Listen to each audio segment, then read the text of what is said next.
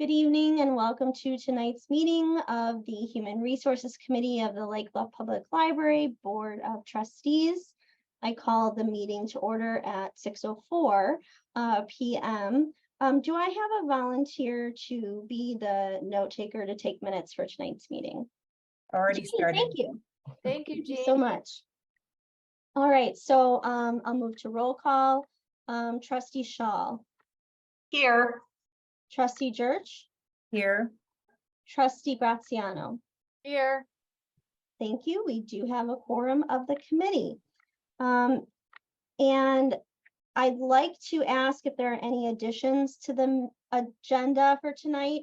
The first thing I'd like to suggest that we add is the election of the chair of the committee. We need to do that as this is the first meeting of the new fiscal year. So I'd like to put that right after we review and approve the minutes, if everyone's okay with that. Sure. Sounds good. Any other additions or changes to the agenda? Okay. With that, I'd like to move to the review and approval of the HR committee minutes from May 2023. So I'm going to go ahead and share my screen. Thank you, Jenny, for taking these notes. They are attached to your meeting invites, and I'm going to zoom in here a little bit just so I can get them properly on screen. Okay. So I'll take some time to scroll through for your review.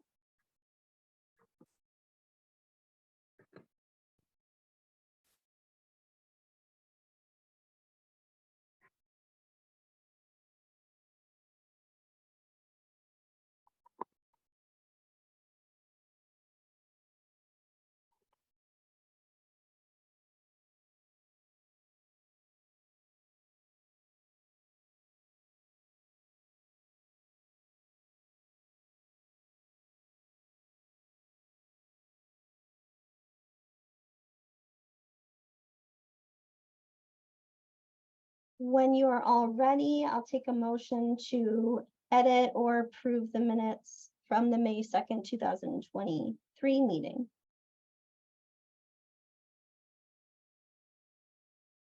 I'll keep scrolling.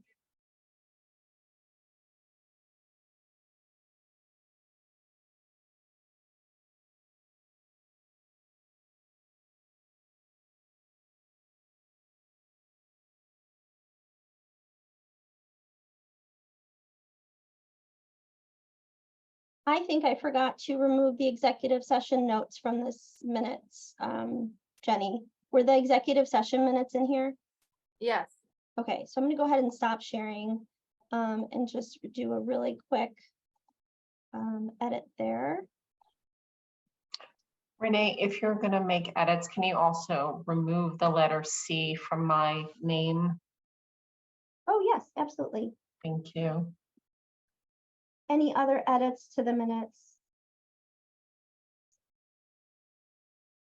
They were very thorough. I am not, they take me so long. I'm not a very good note taker. Was It there looks an like executive session, Jenny? Yes, there was. Oh, there was. So in the attachment, you'll see the minutes, but I think I need to clarify the process for that with all the board members as we take minutes. So, which I will do. So no worries there. I will remove those executive minutes and then remove the C from Bonnie's name. Any other changes, or are we ready for a move to approve?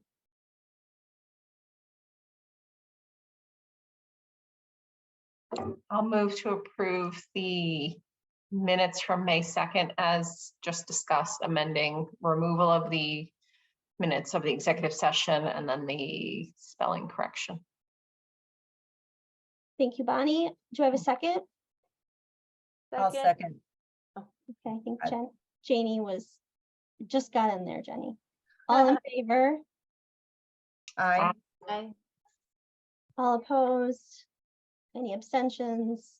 I'll be doing that now. It has so passed. The minutes as amended for the May 2nd, 2023 meeting. Thank you so much. All right.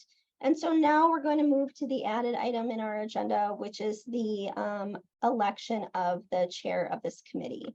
As this is the first committee meeting of the new fiscal year, and we did identify the members and voted on those at our board meeting last month. The first committee meeting of each committee of the year typically is when we identify the chair. So at this point, I'll open to discussion, self-nominations, and so forth.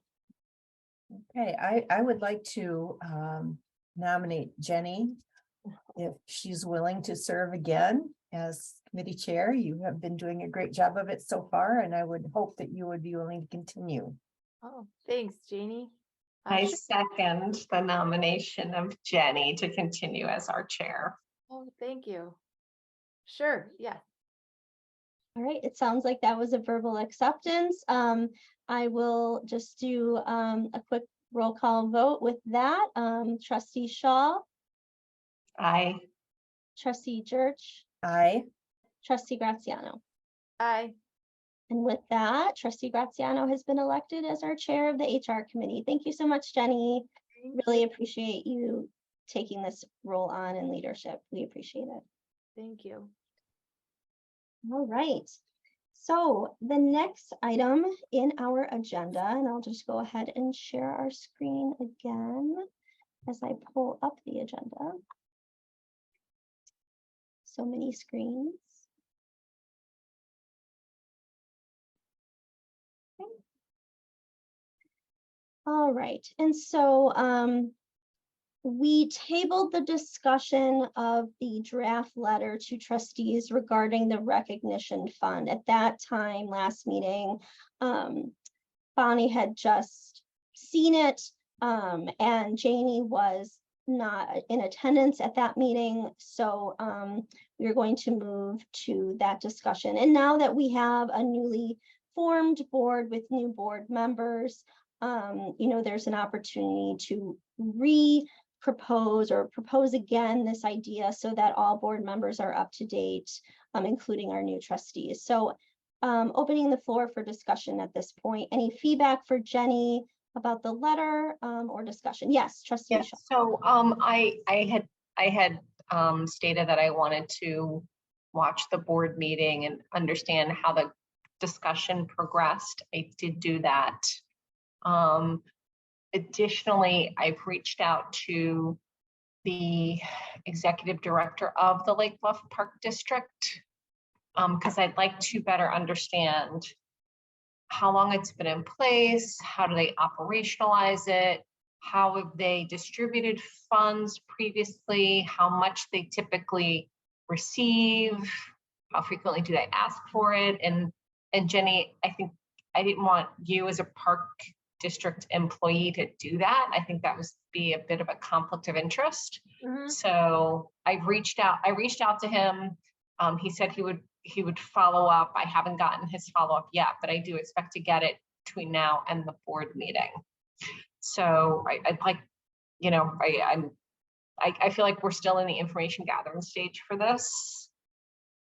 Secondly, I would want to kind of strategically choose when we introduce this to the full board, assuming the entire HR committee wants to bring it to the full board. Because with having new board trustees, I don't want one of the first things we do is ask them for a donation. So those are my thoughts on it. Responses or additional comments? Jenny or Janie? Well, I guess making it voluntary is the way to go if we do decide to go ahead with this.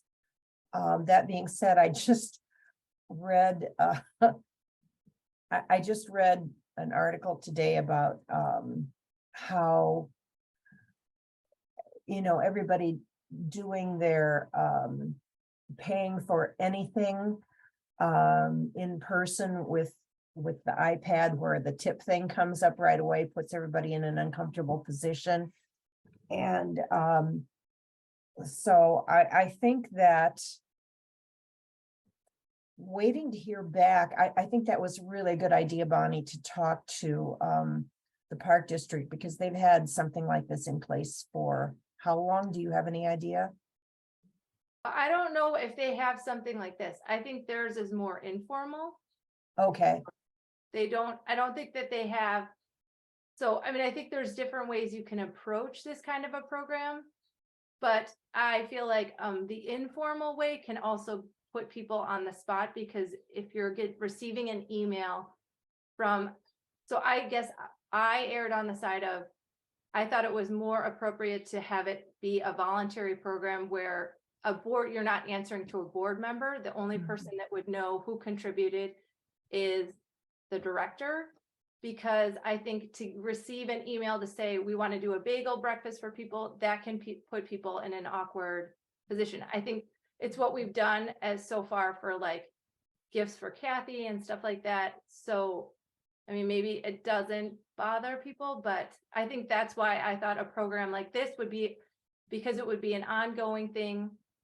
It would be a yearly, we would just do it once instead of like trying to collect money from people twice or 3 times a year if we wanted, or maybe we would only do it once to do something. And I think the whole point of it is, and if we don't like the structure, I think that's fine. But I think the whole point is how are we as a board supporting the staff in something that comes right from us, not from the library. So I think I'm open to any kind of structure that I think would, but I thought that this would be a more comfortable way, because then the only person that would know would be the director. And it would, every dinner or anything that we would have done would just be as a gift from the board.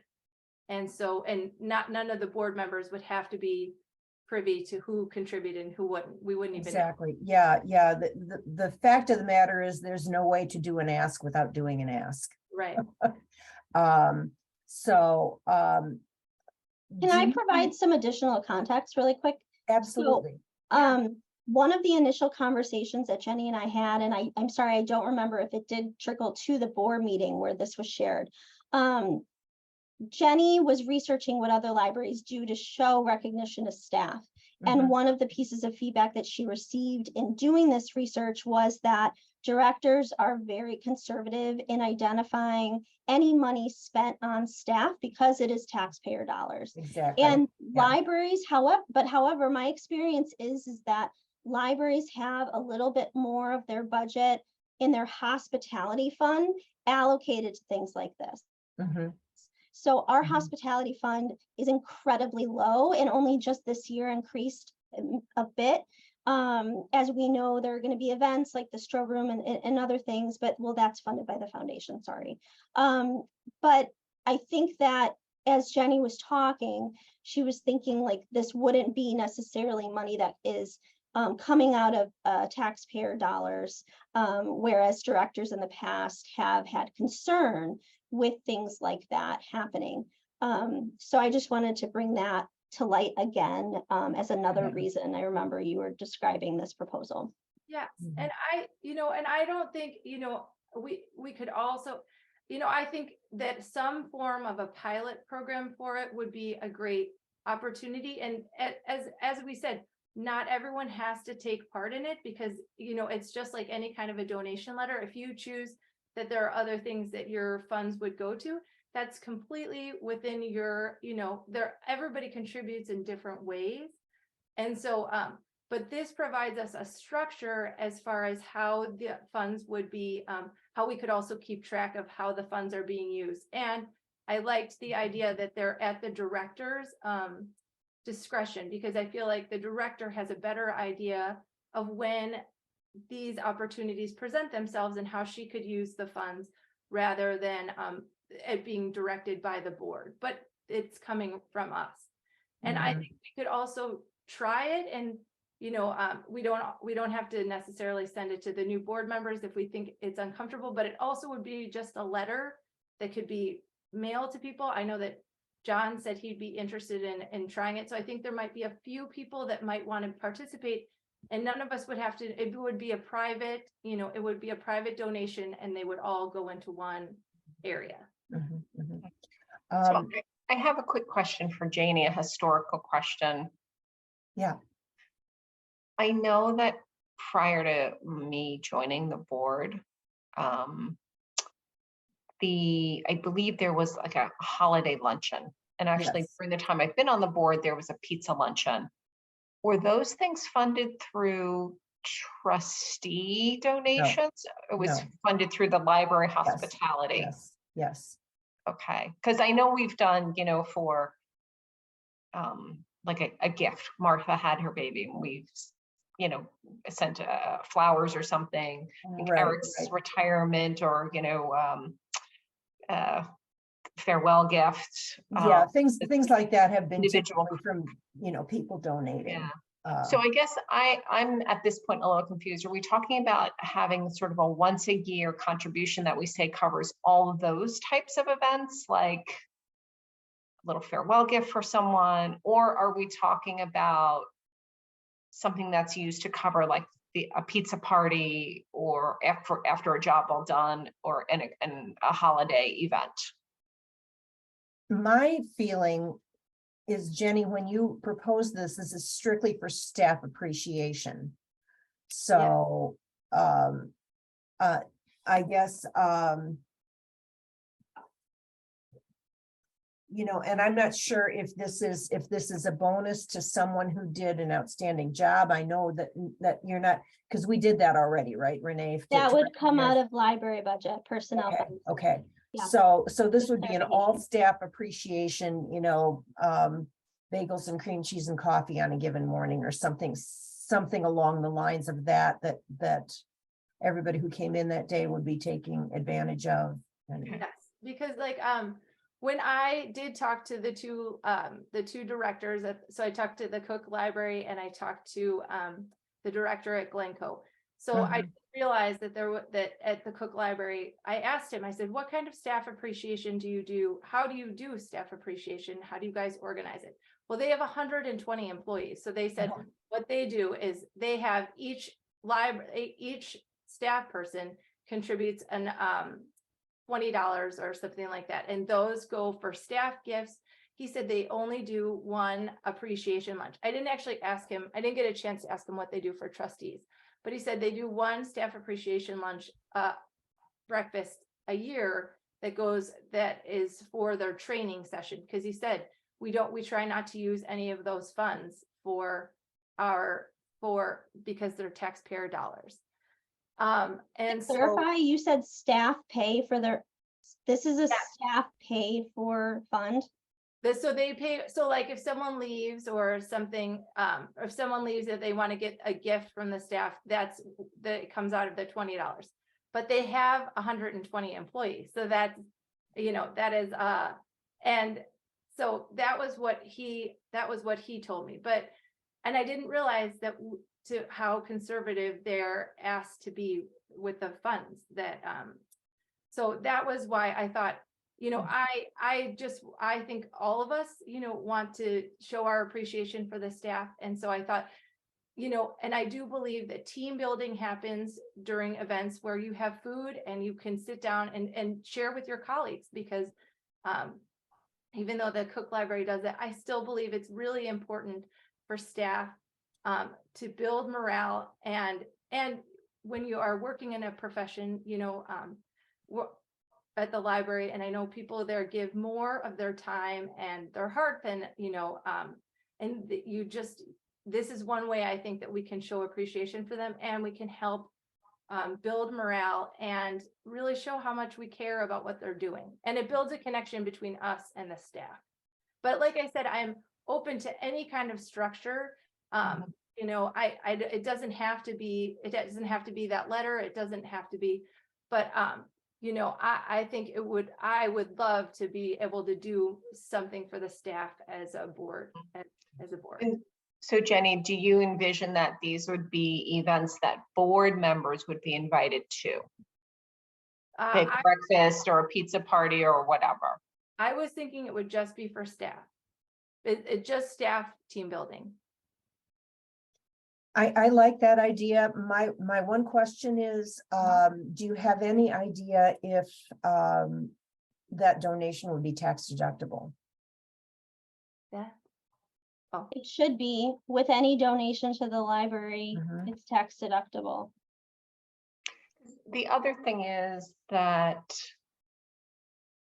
I believe most of the board do donate to the Friends every year. Because, you know, the Friends, when they send out a letter, they thank on the back side of the letter, I believe they, or a second page, they list all the donors from previous years. The Friends is very specific about what types of things they like to fund. They fund a staff luncheon once a year from the Friends. Other than that, it is programming, it is furniture, it is equipment. So they're particular about their mission and where the scope of their funds go. I didn't know that they did a luncheon. Yeah, it happened before COVID and in just these last couple months for Library Appreciation Week, several months prior to that. I got an email from a Friends member saying we want to reinstitute the luncheon. And so they did. And so it was on Library Staff Workers Day. Nice. And it was very lovely. Bluffington's, an array of sandwiches, drinks, treats. It was very, very well received and appreciated. Okay, good to know. Good to know. So I think if we do this, it might be helpful to give some sort of guidance as to what we're talking about, because in those other instances, like a farewell gift or, you know, welcome baby gift, there's been sort of a, you know, if you'd like to contribute $10 or $20, please, you know, send it to so-and-so, right? Right. Jenny, do you want me to share your original proposal with the group on screen? sure. I'll try and do that. Oh, while Renee's doing that, I think, Bonnie, that this particular fund would not be used for those sorts of situations. Right. And I'm also thinking that what would the hope be? Because if we're each contributing only $10 or $20, our board is so small. Well, I think the suggested contribution that I said in the original proposal was $100. 100, yeah. Yeah.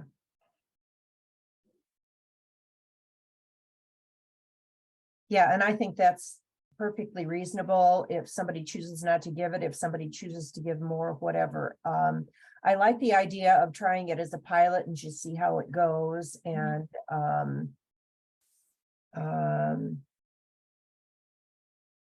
I also am thinking that since we do have a new board seated, to not come right at them and ask them to open up their pocketbooks is probably not a bad idea. So maybe have the ask be like in November-ish or something like that. So that it could maybe be used for the Christmas luncheon and maybe one or two other, you know, staff meeting, bagels and coffee or what have you. That would be, Renee, completely up to you. But that would be also a good timing. People are in the giving mood at that time, and Thanksgiving mood, and also it's the end of the year, so it's a good time to make tax deductible donations for the year. So you know, that would be my feeling. I'm very much in favor of doing this.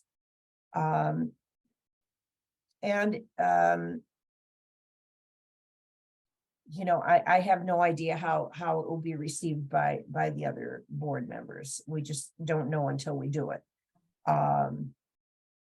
So, I would propose that we state the recommended contribution be between 50 and 100.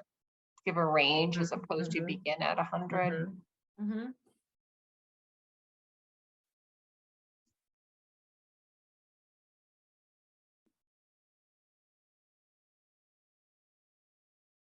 Any further discussion on the proposal? So Jenny, I think you were taking notes too, but I think there are a couple of edits to the proposal that were suggested. Just the writing of the proposal itself, and then it could go to the board at a later date when this group decides. Is that what I'm hearing is the consensus?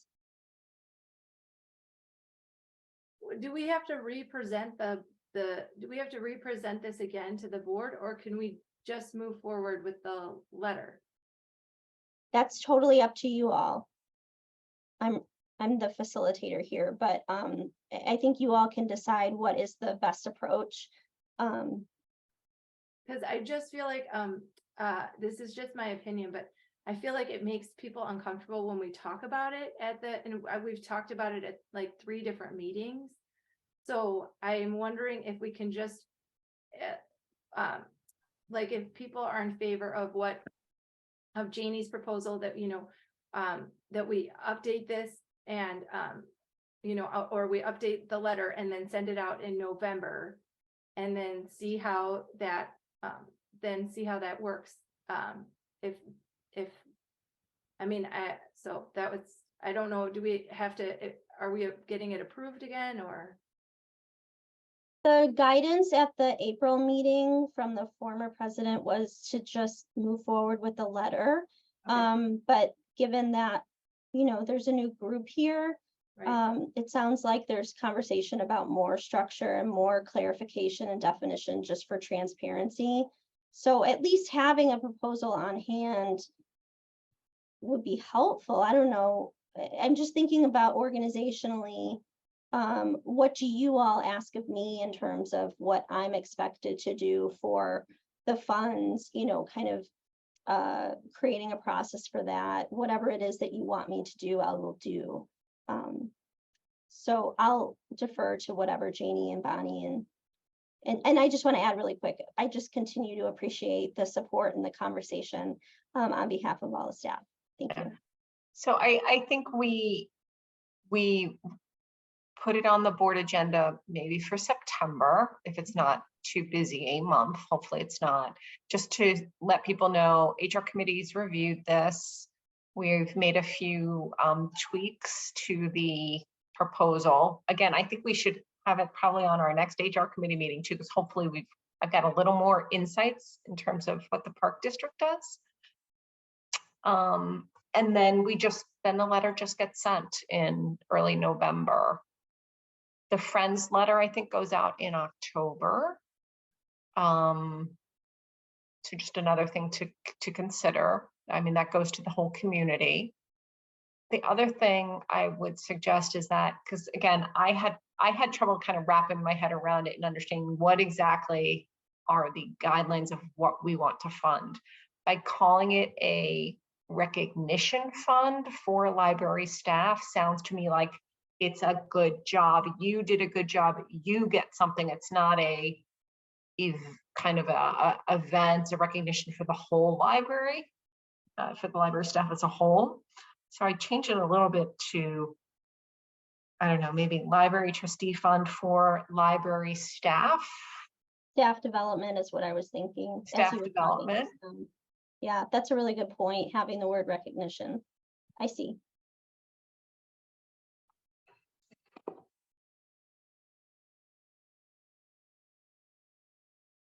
Perfect. So we'll look at that. So we'll update the proposal and then talk about it again at our next HR committee meeting, and then present it in September.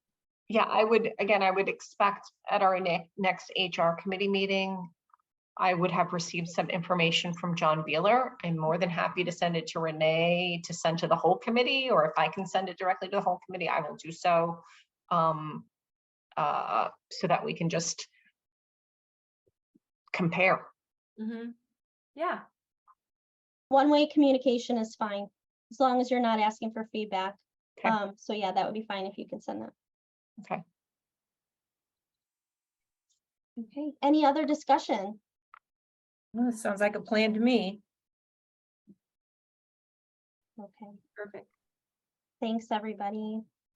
All right, so the next item on the agenda is reviewing the timeline for the director evaluation. So just looking at the agenda, a lot of these are all related. So I thought, let's start with the timeline first, go through that, and then talk through the different pieces needed for the evaluation. So I'm going to go ahead and pull up that timeline. And thank you, Jenny, for creating all of these on Google Docs and sharing that. It's been so Oh, I helpful. apologize that nobody had access to any of them, so I still am learning. We figured it out. Yes, and I did make edits. Again, I I've saw never them. made edits in Google Docs before, so hopefully those edits got saved. If not, I have them written down separately. No, it's really nice. I actually could see in like real time your edits. Oh, cool. Yeah, it's pretty amazing. Then is this this is the correct one, right? Bonnie, do you see your edits made? So I didn't edit the timeline. It was just the email, the covering Oh, email. okay. So we'll start with the timeline first, and then when we get there, we'll get there. Okay. Is there any way you can make this bigger on the screen? Yes, I can do that. Thank you. Let's do this. That's perfect. Thank you. Oh, good. Sure. No problem. Okay. So thank you, Jenny, for drafting this timeline. Any discussion about the timeline, the individual dates and tasks needed, or any context, Jenny, you want to set up for the discussion of the timeline? Any context. So I think we talked about that, Renee, your actual 6 month, 6 months would be June, is that right? So, and then Yes, it was June 3rd. Mhm. Okay, thank you. And then Bonnie, we had discussed at the last meeting that in your experience that when you are doing a mid-year review, that within the next 60 days of that 6 months is a good timeline. So that's kind of what I used in order to create this timeline. And how we would start in July with Renee would start with her self-evaluation, and then we would work from there. In order to send the evaluation to the board, we also need Renee's self-evaluation. So that's why we're starting from there. So the board would be able to use her self-evaluation to look at that in order to fill out their own evaluation. Guys, let me just say that your 6 month will be July 3rd, Renee. Not Oh, June. excuse me. I'm sorry. Thank you. The full month, yes, is in February. Yes, thank you.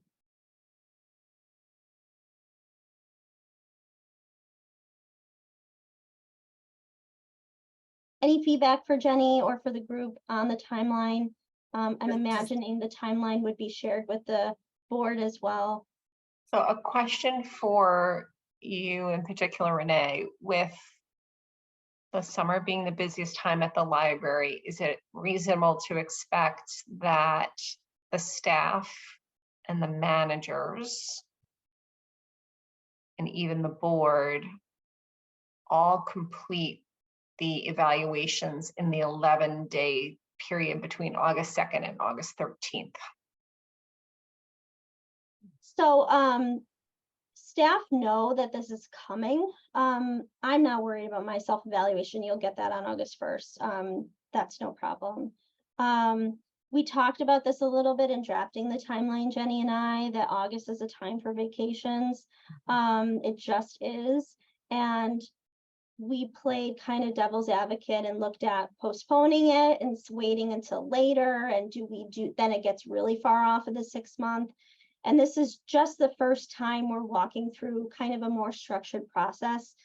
I think it's really crucial to get staff feedback at all levels all the time, every year. So I hope the committee agrees and this will continue. And so this creates kind of like a routine for staff. They're going to be introduced to this process for the first time.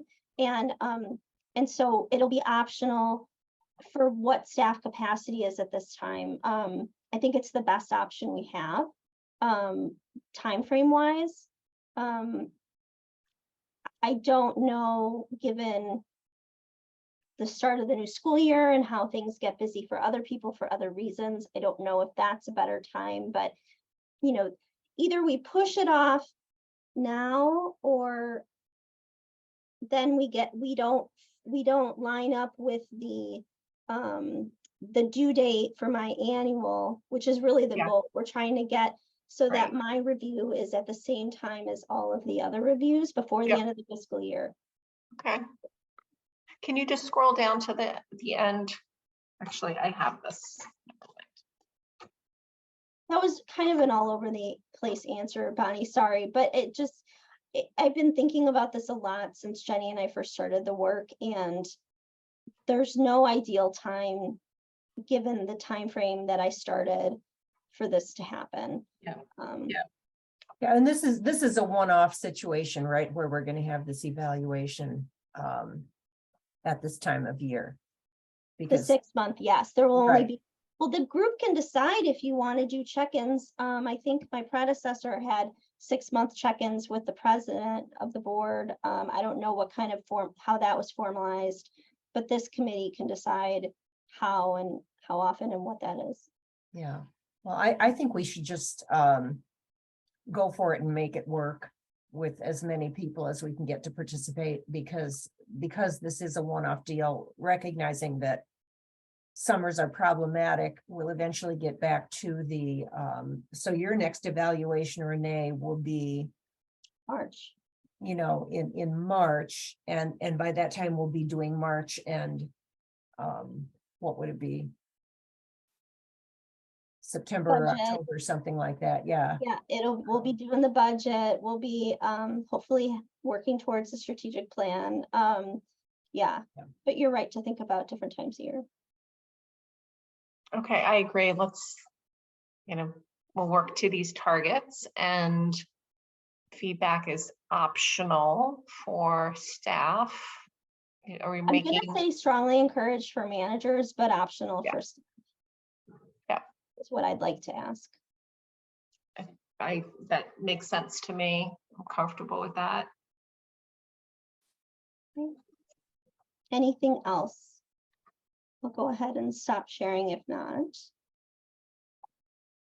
All right. So that is the timeline that seems to be agreed upon. And so now discussing the next item. Review of email drafts for library director of evaluation. Okay, so I'm going to go ahead and share that and view this at 150. I see Bonnie's edits. Perfect.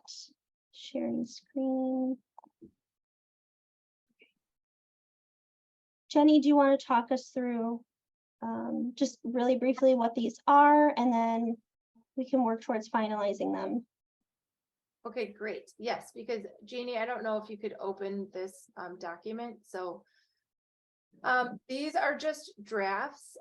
What I wanted to do was, in order to be prepared for our the evaluation cycle, I wanted to be able to communicate with staff how the new evaluation system is going to work. And let me tell you, proofreading is not my strong suit. So so this is just a draft. I'm open to any kind of feedback and any changes, but all I wanted to do was to share with staff and the board and managers how the evaluation cycle will work, what is expected of them, and what the dates are. So this would hopefully be sent to them in July, so that in August, they can be prepared for when they actually receive the forms, so they can give their feedback. Oh, sorry, so I said sent in June. Is it But- June or July? Well, It's as on the soon as we 20th. have them, as soon as we have them approved, I think they can be sent out at any time. So I'll say late June, early July. I'll just put this as a comment for now. I just didn't want to have to, I wanted to run everything by the board, so I didn't want to have to do this later. I'd love to have it everything proofread and prepared to go out to people at earlier rather than later. So that's why I drafted this. So this first one is the manager letter. And we'll talk about the ratings separately. I have that document separated. This is the email for staff, just in terms of navigating this Google Doc. And then this is for me, for the director, outlining the process. I'm really not good at like writing things on the fly, so that's why I like to just draft everything so that everyone can see it and give me feedback.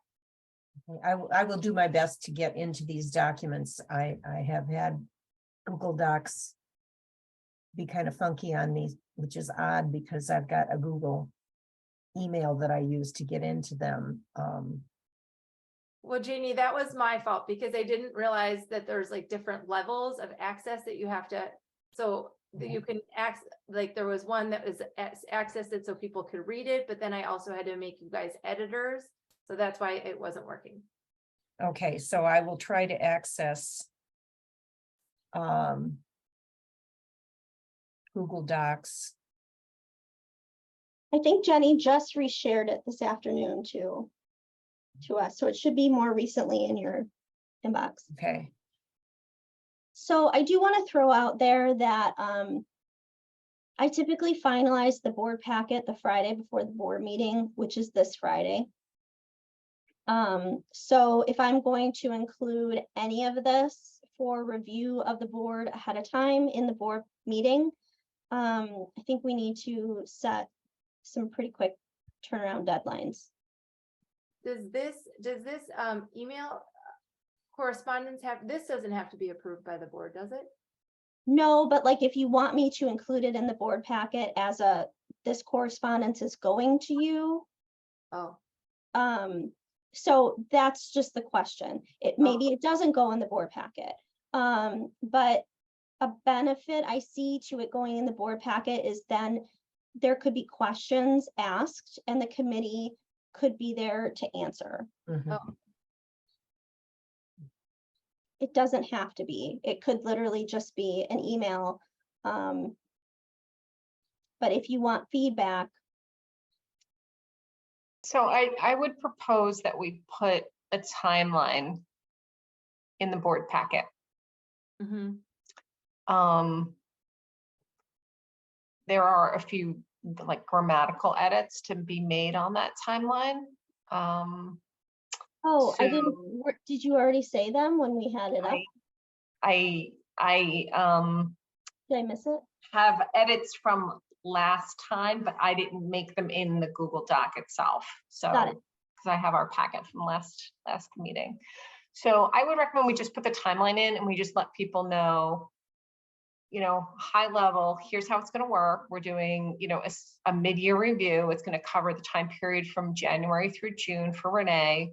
We're going to get feedback from Renee, four sources of feedback, right? Staff, managers, Renee, and the board. This is a one-time kind of onboarding event. We're not going to be doing 2 reviews every year. And, we're going to ask you to fill out a simple Google Docs form that should take you about 30 to 45 minutes. Yeah, it's always best practice to let people know how long. That's Yeah, a good suggestion. and then just say, do you have any questions? And someone might say, hey, can I see the form? Hey, can I see the email? And then I would show it. Jenny, Janie, response to Bonnie. I think that sounds like a great idea. Okay. Jenny, Yeah, do you what I, want what to I want to make sure is that people feel like the HR committee's done the heavy lift and we're, informing you. And if you want to provide any more feedback or see anything in greater detail, now is your opportunity to ask for it.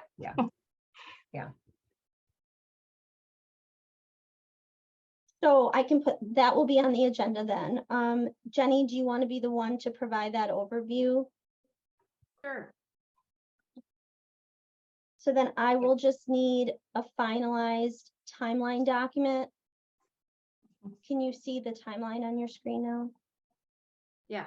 Okay, so if we want to submit edits to this, I'll just need a finalized version by the end of the day Thursday, so I can finish on Friday. Okay. If you can just make sure I have edit ability to that document, that would be great. Yeah. And then Renee, would this be part of the HR committee update? I mean, we could do one of two things. We could do that, or the timeline and discussion of the director's evaluation could be its own agenda item. Either is maybe appropriate. Maybe it makes sense just to have it be part of the committee update. I think so. Okay, then that's how I'll structure the agenda. Jenny, you good with that? Yes, that sounds great. But Renee, I do have one question though. Yeah. Do you know what email address we're going to be using for these though?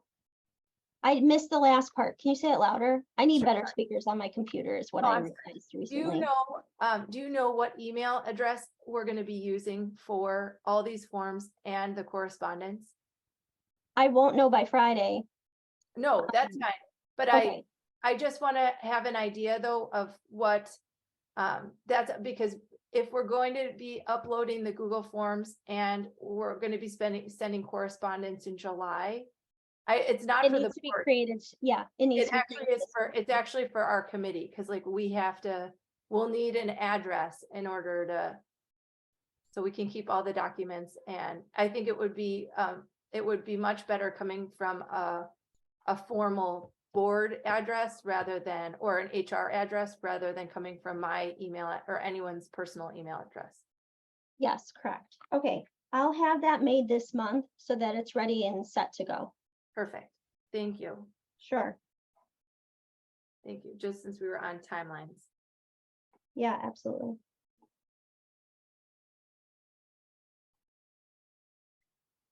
So when do we want edits to Jenny for the timeline due by? You need Probably about the same time, probably Thursday afternoon, so you can have it ready, right? When you, We say Thursday at 5.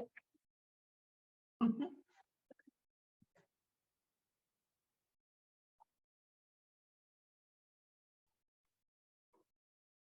So I have access to this and I'll just download it. If there are any questions, Jenny, something up in the air, someone makes a Yeah. change and we have a question, I can reach out to you at that time, but otherwise I'll just download it as the edited version and that's what will be in the board packet. Thank you. Sure. Okay. And then just to reiterate what was discussed, it sounds like we're all going to continue making edits to the messages, the email correspondence. Do we want to set a deadline for all edits for that?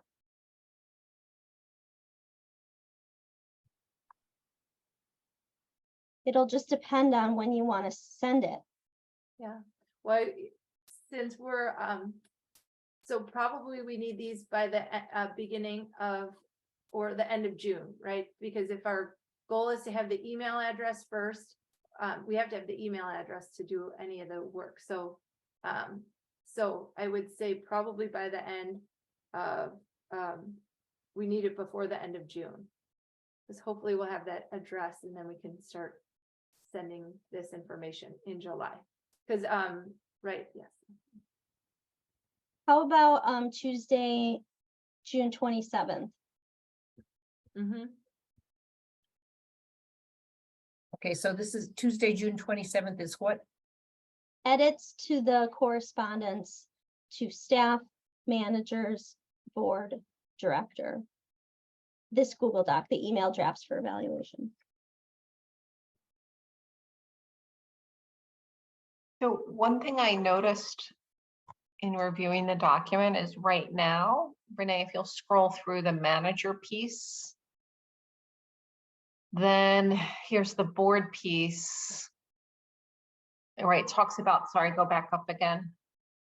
It talks about the scale, the 5-point scale is described in one way. Keep going. Oh yeah, that's the next topic on our agenda is to discuss the criteria scale. Okay. We Okay. had the last meeting, we identified that we were going to move to a 5-point scale or a 5-staged scale. And so Jenny drafted 2 versions, which are attached to the meeting notes. So we will discuss that. And so whatever finalized version is what we would put in the correspondence. So then if Jenny can let the rest of the HR committee know, Jenny, once you've updated these Yeah, with the final 5-point scale, and so I edited the manager one only. I didn't go through and look, do these Right. same edits need to be made for staff, for board, etc. So Right. if you'll let us know after you've taken a top to bottom review of it, and then Janie and I can go through it as a second and third set of eyes. great. Okay, I'm going back to the edits to the email correspondence by 6/23. Was that the date that you said? 27. 27. Okay, good thing I checked. Okay. All right. Okay. Sounds good. Thank you. Thank you. All right, anything else with the emails or the draft timeline or the deadlines for our internal work? Okay. All right. So, were we at this time going to rediscuss, Jenny, the actual forms themselves with regards to the scale? That's what you sent me. Oh, yeah, well, yes, that was the one piece that we really needed to update was the scale. Okay, so do Bonnie and Janie still have access to those Google Docs for the actual forms? For the evaluation forms? Yes. Or were those just regular documents that I attached? These were just regular documents that you attached. Okay, so I'm going to go ahead and share them on my screen. So the last meeting, we discussed the actual, is my screen still being shared? Whoops. We discussed the actual forms themselves. And so now I can share the screen. And so it may make sense to start with the rating scale criteria first, and then because it will be applied to all of the different types of forms. And just to review, there would be the manager form, there would be the staff evaluation form, there would be the self-evaluation form for myself, and then the actual trustee evaluation form. Wait, can I say one thing though, Renee? Yes. The only thing is, I think for the evaluation for staff, you already do have a 5-point scale. You have strongly agree, neutral, disagree. I feel like that evaluation scale matches better with the questions that we asked in the staff evaluation than any of the scales that I sent you. The So scale that you sent me a couple days ago? that I just sent you. Okay, so for example, I'm sorry, if everybody has their printouts in front of them. I do not. Oh, Sorry. the evaluation, there's the evaluation for the library board of trustees has the scale, it goes 0 to 2, 3, and then 4 to 5.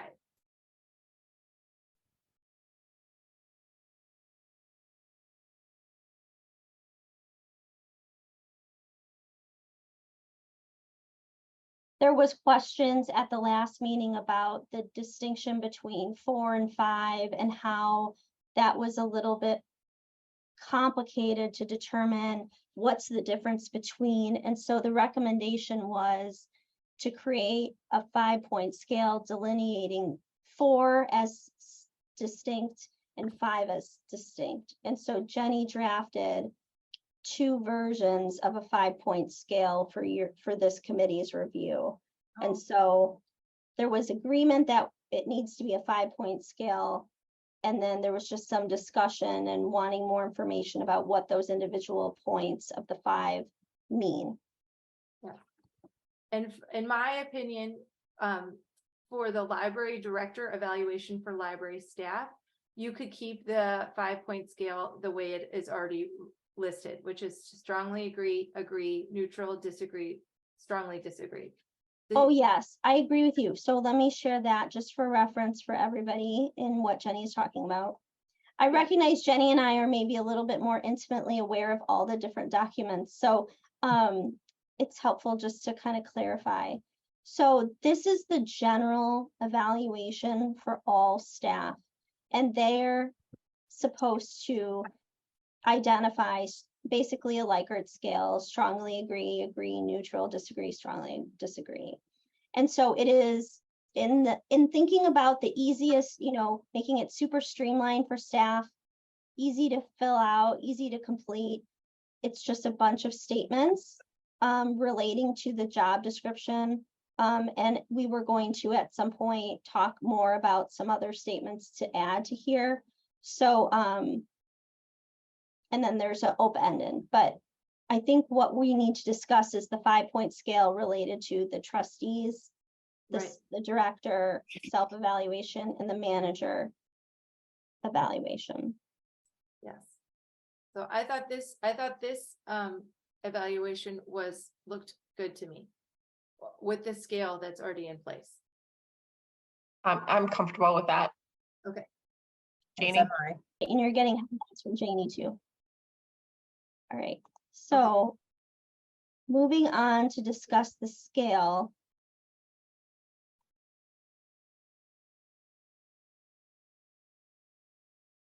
I'm going to start by sharing my screen with it double, and then I'm going to focus on one as we go through. So there are 2 samples for the rating scale.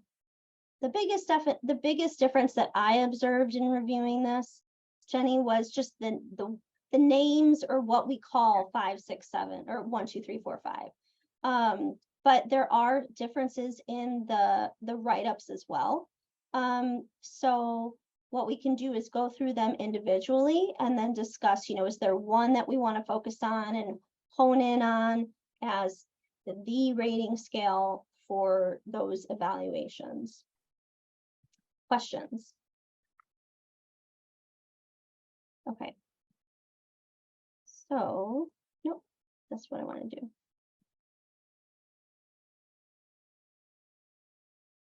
Okay, so this is sample 1. I suggested wording changes a little bit. You use the word requirements, Jenny. Mm-hmm. I put the word expectations. And so I wanted to just start off with that suggestion, but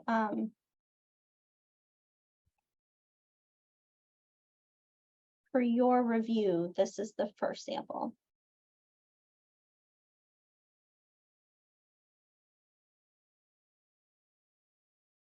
So I did have a chance to look through this earlier this afternoon.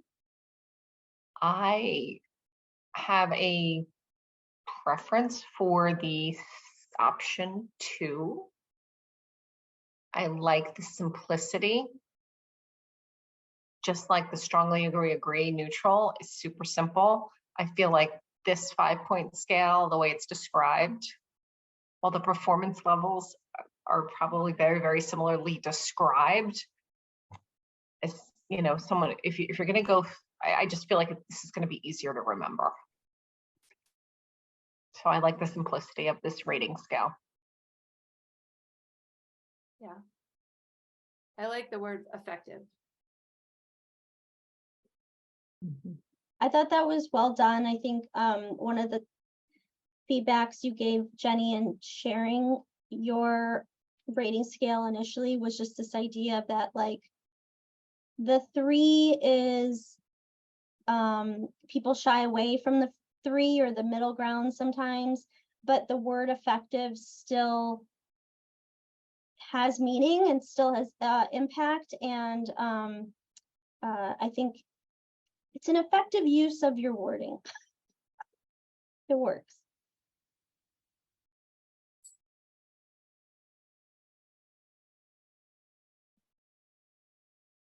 Janie, do you have any feedback? Well, on I would agree on that I would either- be more comfortable with this scale than the other one. Yeah. Yeah, I think it is easier to use. The other one almost seems like you want to be looking at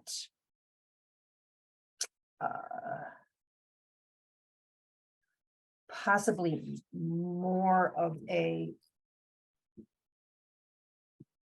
you'd almost be wanting to look at the job description hand in hand with it. You know what I'm saying? And I'm thinking that the stuff in the job description is going to be in the questions that are asked. And I also think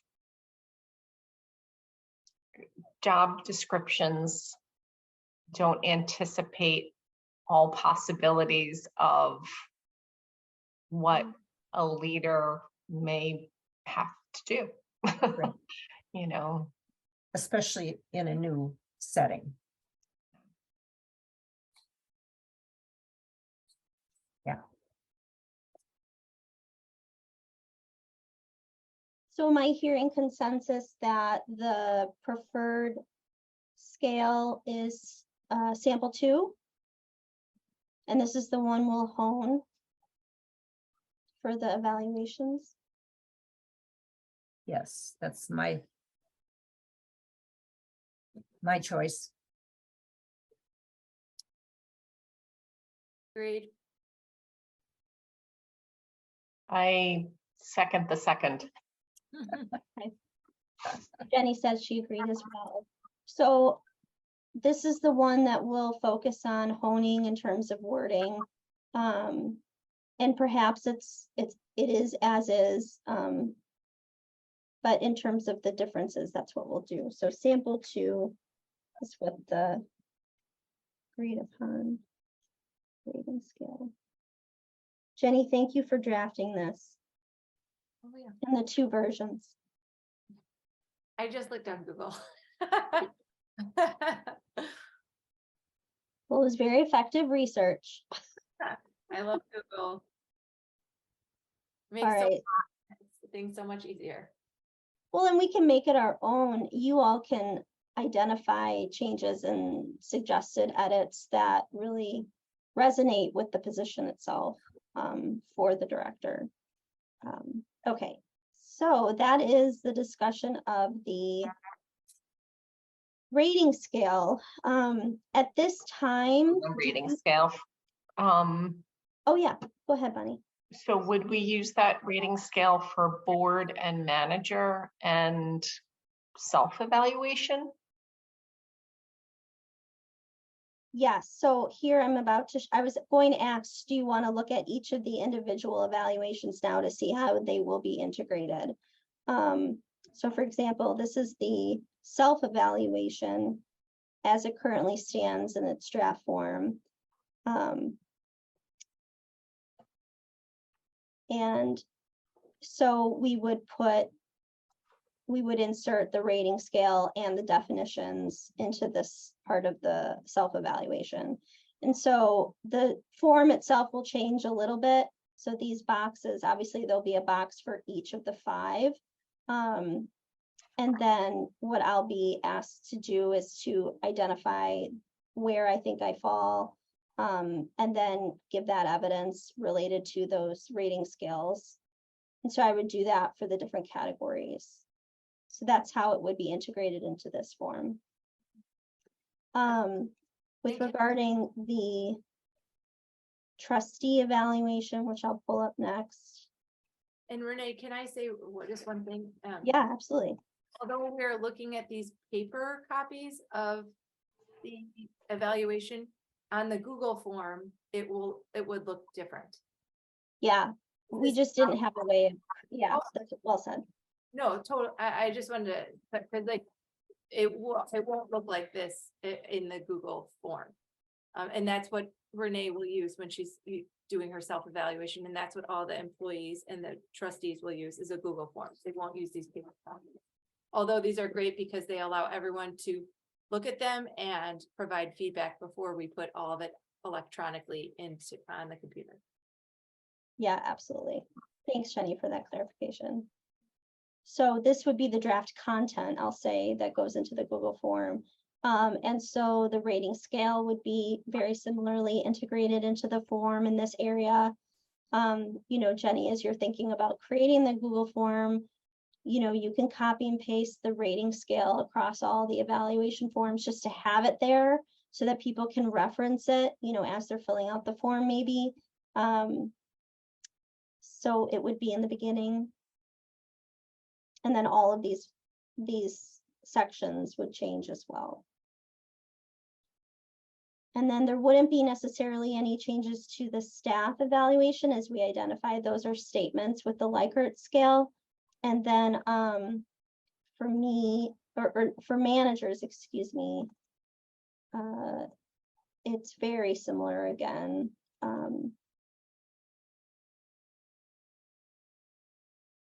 So this is what it would look like. And then the scale would be added here. And all of this would change as well. We tried to streamline them as much as possible so that the data could be compared more effectively. So just wanted to share that. The one thing I have a question about is that on some of them, not on the one you just had up, but they have does not apply. Yeah, I think one of the examples we gave was the trustee evaluation. I'll pull that up. So in our discussions, we thought perhaps a trustee in filling out this form may not have, well, maybe not applicable isn't the right phrasing, but like did not observe or something. Jenny, is that what we discussed? Or no basis for rating or something like that. Yeah, just the Something. idea that I have different relationships with all of you, and so all of you Right. know different pieces Okay. of my work. Okay. That makes sense. Yeah, especially for the newer board members who will be completing this. Yes. Yeah. And I don't know, just to clarify, we did offer to Kathy and John the chance to fill this out, at least a 6-month one. I think that's a great way to capture their experience in working. So I very much look forward to their feedback as well. Okay. Anything else with the form? The forms, plural, excuse me. Okay. We're just, These look good to go. We don't have to update these. can you Besides, say that again? Sorry. we don't have to update these then besides the scale. Does the content look good to everybody? Yeah. Great. Okay. Uh, Well, go ahead, Bonnie. I'd like until the end of day Thursday just to go through each and every form and see if anything jumps out. You know, it's been a while. May 2nd. It's been a while since I looked at them. And I know, you know, again, upon first review, my focus was like, oh, the scale, I just don't think that this is gonna provide clear input, clear feedback. So I'd like to just have a few days to take a look at them. And I'll do it by Thursday, 5 o'clock. So Renee, you have access to these documents because I don't have these. Yep. I don't know if you can share them with them so they can edit them. I don't know what the best way to do it with your forms. I was thinking about asking for feedback on the forms by this deadline so that I can integrate them. And then do we want the forms in the board packet? I thought we were going to say we're going to share them if people have questions. So we really aren't privy to the same deadline. Oh, great. As the timeline, yeah, I'm just Yeah. saying, I'll commit to get it all done. I'll do a better job providing thoughts if I do it this week. So I'm just saying I'll do it this week because this discussion we're having tonight will still be fresh. I love an internal goal. I set them all the time. And I Totally unfortunately won't be arbitrary. able to look at it until next week. So, Right. And Again, so Jenny, when do you want to set the deadline for edits on the forms? And what I can do is I can consolidate them, I can receive them, and then I'll make the edits to the Word document so that the versions I send you are the most up to date for just creating the Google form. If we could, maybe we could just do June 27th. We could just stick with that date as the date for everything. Makes sense. If that's okay. So Um, edits for the evaluations, for the 4 evaluation, the content due to me June 27th. I will integrate them, Jenny, and then I'll send you the final versions. Okay. And then Renee, can I ask you one thing? Yes. Or maybe this is something. Okay, I feel like what we're doing right now with the Google Forms so technology, I did these Google Forms last year, but I would also like if there's anyone that could help me. We can do this together. I have a Okay. lot of, yeah, I remember telling you I have a lot of experience creating Google Forms. So Okay, yeah, we can just set a time where we can create them together. I just want to make sure that I'm doing everything right. Yeah, I absolutely. can draft all of it, but then I need a second person to take a look and make sure so I can provide access. So people get it and actually can take the evaluation, you know what I mean? So then do you want to send me a meeting invite for the week of the 27th, sometime after the 27th? That way we'll have all the content and we'll just jump in. okay, great. Maybe at least an hour and a half if you have it. Perfect. I think my kids. And we'll do that in building. Okay, great. Yes, that's what I would love that. Great. Okay. We are working our way. Okay, so the next item, is there anything remaining in terms of discussion for the evaluation content? Okay. So then I'm going to close this. Bring this up. All right, so the next item is the library director job description. And so we are still in the draft stage of that. It hasn't changed. It was just shared for your review. I'm going to pull it up for your screen here. So at this time, we could discuss individual changes, like go through the draft. Or what would you all propose? I open the floor to your suggestions for how to move forward with this. Okay, so we did review this last time, and I know that my feedback at that time, and it was captured in the minutes, was, hey, I'd really like to see a little more around the financial experience in this job description, or financial responsibilities. And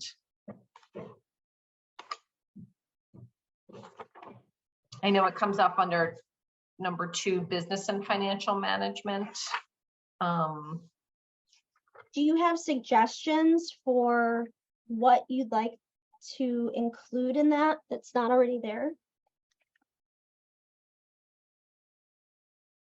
So it's under preferred qualifications, where I felt like a financial bullet point should be added. Mm-hmm. Okay. I'm just gonna start typing and you tell me what you think. Demonstrated skill and experience with Just ask Chat GPT to write it for us. no way, Bonnie. Kidding, I'm kidding. That's a separate conversation. Oof, no, thank you. Demonstrated skill and experience with budgeting and financial budgeting, grant writing, financial analysis and evaluation. What do you think? This is brainstorming. Oh, I'm looking at a sample here. There's some different things. Actually, they have a few different bullet points about knowledge of governmental accounting, budgeting, and cost control procedures, knowledge of generally accepted accounting practices, excellent judgment regarding financial matters, and the ability to perform mathematical functions. So there are kind of different sections of the job description. There's the minimum qualifications, there's the preferred qualifications, and then there's the knowledge, skills, and experience section. I like what you just said, Jenny, for this section. And maybe we could summarize those statements and add that to the preferred quals section.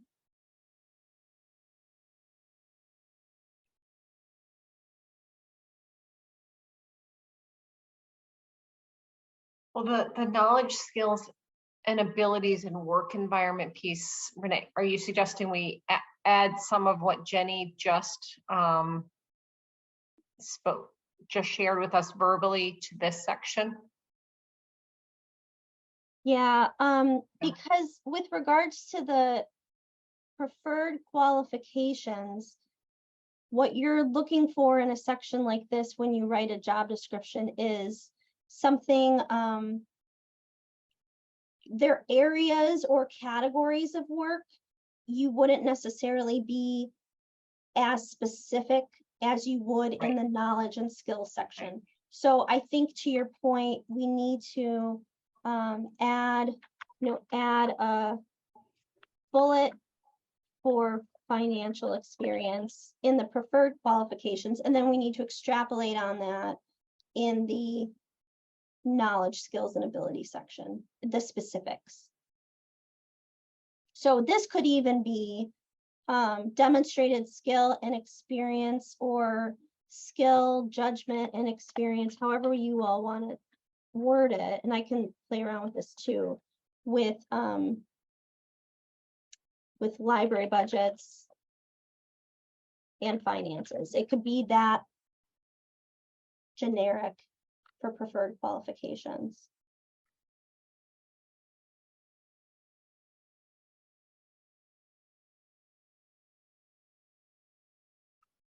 I preferred the other. Can you, sorry, I didn't hear you. I preferred the other bullet that was created to this one. What was it? Yep, that's it. Demonstrated skill and experience with budgeting, grant writing, financial analysis, and evaluation. That Again, was just off the top of my head. Yeah. So I think this would cover for the preferred qualifications, and then Jenny, you can send me what you have to add here, if you'd like. Because we have communication, this is really problem solving and staff development. We don't have anything for anything finance and knowledge, skills, and abilities. And this was just a starting draft, so there were clearly gaps.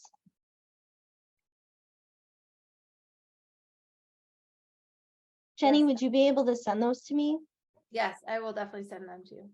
Okay.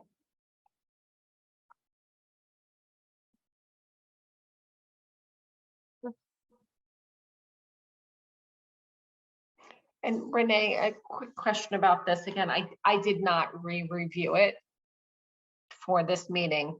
I reviewed it last time. Where would you say we highlight in the job description the role of the library director interacting with the museum, village, park district, etc.? Organizational leadership, I have a section relating to community stakeholders. I think the relationship with the museum is so specific that it might require its own bullet under tasks. Or it could also be here because it's business related. I have works with the village of Lake Bluff for auditing and the financial pieces, but what in thinking about it now, what would you suggest? It could either be there or maybe it's in, there's a building maintenance, Yeah, the facilities management, maybe it's there. or both. I mean, maybe I can add facilities management for the museum here. And then in the business section, or would you suggest the organizational leadership section? I think it falls better under organizational leadership section, and you could, it already says one of your bullet points if you just go up a teensy bit.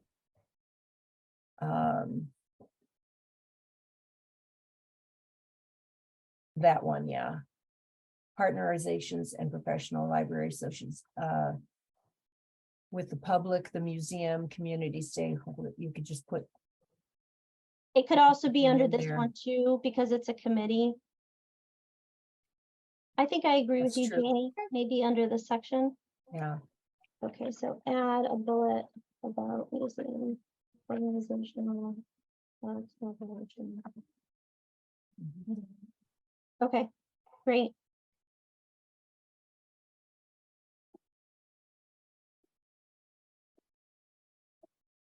Other suggestions? Just a quick check-in. Is 5 years of work experience and 3 years of supervisory experience truly the minimum, or should the minimum be 7 and 5? I can tell you based on my first 6 months, no, not 6 months, 5 months here. I think that should be higher. But the job posting that I applied to had these numbers. So that doesn't mean we can't change it. This is the time to change it. This job is not for a beginner director. Even though I'm a beginner director, you need a lot of experience and I should say it's not for a beginning librarian. How about that? That's what I meant. 5 years of library experience is someone that worked in circulation for 2 or 3 years and maybe became assistant head of circulation and has worked in that position for 3 years. They meet the minimum qualifications because they have 3 years of supervisory experience and 5 years of work experience. Now, this is where you really start finding and honing, the type of person you're looking for if you are in a hiring position. Right. But this is where you can tell what the job is here. And I wonder if, and Jenny and Janie, you might remember, did we change these in order to cast a really wide net with the job posting? My memory is that we had it as listed here with the 5 years of library work experience and 3 years of supervisory. That's my memory of it. I do not remember changing those numbers. So I agree. I think that's how it was posted. I don't know if that's. My predecessor had this as his minimum qualifications when he was hired. So if that was the last time this job description was looked at, then this is a relic of that time. It was. So I propose changing it to minimum 7 years of work experience and 5 years of supervisory. And I'm open to discussion. I'm just, you know, kind of moving the ball forward here to say, I think it's too low and here's another option. Bonnie at one point said something about my experience coming to this position and kind of the direction of the library and the needs of the library and how the years of experience helps, you know, in your assessment at the time. My years of experience helps with the current challenges and needs of the library. I think making this change will help the organization for the better. I'm not planning on going anywhere. But also, you know, in the situation we all plan for, you know, the bus situation, if the bus, you know, and this is where you end up. In my recommendation, this is what I would hope to see, knowing the job as I do now. I think it's a good change to make, and you know, should we find ourselves in a candidate search again by some unfortunate means. Or maybe Renee wins the lottery. I know, I didn't even want to say the bus There you situation, go. There you go. right? Um, But I mean, in any life happens, right? In any Yeah, situation, I would recommend this to be the minimum qualifications of this position. You know, it could certainly be looked at again if we were in a position to have to post and find ourselves not getting the candidates we're hoping to get. So. And again, this is where you're gonna find, this is where you're gonna sift through and find the people that race to the top and necessarily don't. Mhm. Yeah, I wouldn't necessarily rate one more important than the other. I think all of these are important. So it's not just the years of experience, it's the quality of the experience. So yeah, I really support this change. Any other, go ahead. I have no further changes. I would like to see at the bottom, I think you had work location or something like that. Yes. So this was edited from the original, which, you know, again, was before. This is closely aligned, or no, it's aligned with what the job descriptions are for the 4 managers now.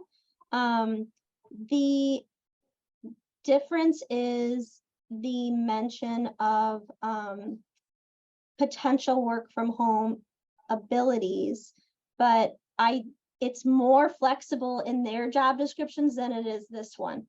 This job needs to be on site pretty much every day, but I did add something to say that like flexibility is needed. You know, you have to potentially work all 12 hours of the day, and that occasionally you could work from home, like say for a committee meeting or something. Those are the examples I would give. But this position needs to be here all the time. Or like just happened, right? You were getting appliances delivered, so you worked from home for that Yes. portion of the day or whatever, right? So, And I excuse think me for a this second. statement, Yeah. I've got to step away. I'll be right back. Okay. But to Bonnie's point, I think this statement is, it satisfies for an applicant to see, oh, is there any flexibility given? It's not an exorbitant amount. I wouldn't even bother trying to qualify or quantify, excuse me, how many hours. But just the idea that it can be supported, I think is enough to address the needs of the current workforce.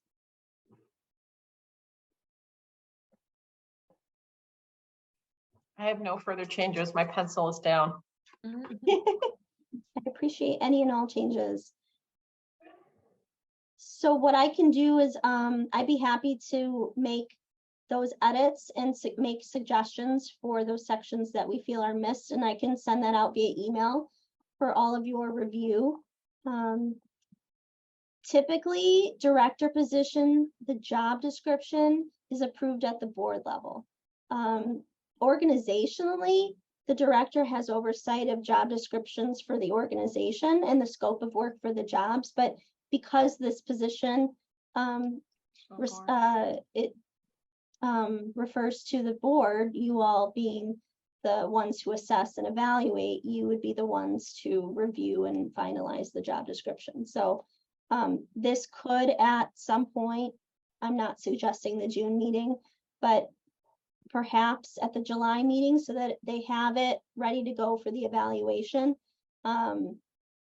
We can have it finalized then for the July meeting. If you think that's enough time for the rest of the trustees to have time with it before the evaluation takes place.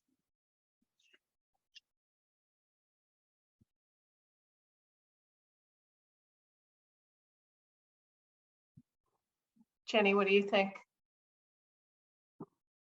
That we present this at the July meeting? Okay.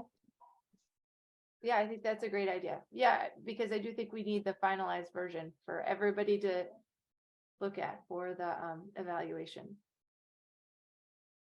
So I think that we were going, right? I think our date was June 27th. Is that too soon to get all these edits back? I mean, I can incorporate the edits and send it to you all for your final review for the 27th. Yeah, that's just fine. And if you all think of any other job description changes or additions that you'd like to make, you can send them to me and then I'll incorporate them into my edits.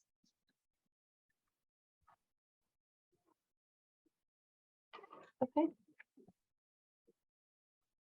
Anything else? Okay. The next section of the agenda is updates from the director. And I want to start with the HR source proposal, which was attached to this meeting invite. And I will go ahead and share my screen with it up. I'm very excited about this proposal, and I've had a lot of staff inquiry already. It was shared with staff at the end of last week with an update from me about this work. And so I will do a high-level overview of the proposal and then just open it for any questions or discussion. But as we've discussed at the board level in various committees, there is a significant need and desire from staff and trustees and myself to evaluate the salary and the pay of the positions here at the organization. And it was my early observation in evaluating pay for different salary grades and different job positions that we are very off course in terms of payment for staff based on the work that they do. I think we are not even meeting industry standards. I think we're lagging. And there is an organization that can help us. HR Source is that organization that's pretty prominent in libraries in the Chicagoland area. And I've been working with them to create this proposal. What this will do is across the 4 weeks that they have proposed this work to take place, they will evaluate all of our job descriptions.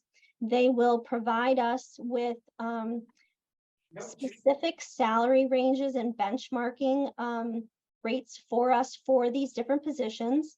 I'm actually going to go to the timeline. I think that is the best way to kind of discuss the project. The work that needs to take place in order for us to even begin this work is the creation of job descriptions. And that is what managers are in.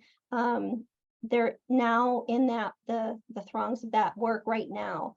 And the deadline for having descriptions finalized and approved by me in order to prepare for this work is November 1st. And so this work will begin in November, where we submit the job descriptions to them. We do what I've done initially for some of these positions, which is identify which are exempt and which are non-exempt status positions. There were some manager positions that were identified as non-exempt, and early on I realized that was not, it did not meet the criteria for exempt for non-exempt, and so we made those changes at the manager level. And what we would do with HR Source is we would identify who our peer libraries are. And there's a variety of ways we can identify that. We can do that geographically, like Forest would be one of our peer libraries. But we could also do that in population size. Who do we serve in terms of the community size? And we can find libraries that have comparable population sizes. We can also compare our peer libraries to the size of staff. Sometimes it's helpful to create peer library lists depending on what it is that you want to evaluate. And I think the community of the North Shore is such that it makes sense that some of our peer libraries are the libraries in the North Shore, like Lake Forest, but it may not be just Lake Forest. So we want to have a thorough list of a variety of peer libraries for different reasons to assess across the board what those jobs are, what the pay is, what the minimum qualifications are, and then how off are we lagging, are we meeting, are we trending, are we setting the trend? So after we identify our peer libraries, they go out and do their research, and there are several surveys that they use. And one of the surveys that they use is through the state of Illinois. It is an opt-in survey that libraries across the state can participate in, and they receive the PDF of all of the information of all the libraries that have participated in that. And it's really foundationally on pay and job description analysis. So you can actually see in this survey and compare. I mean, some libraries do this project internally.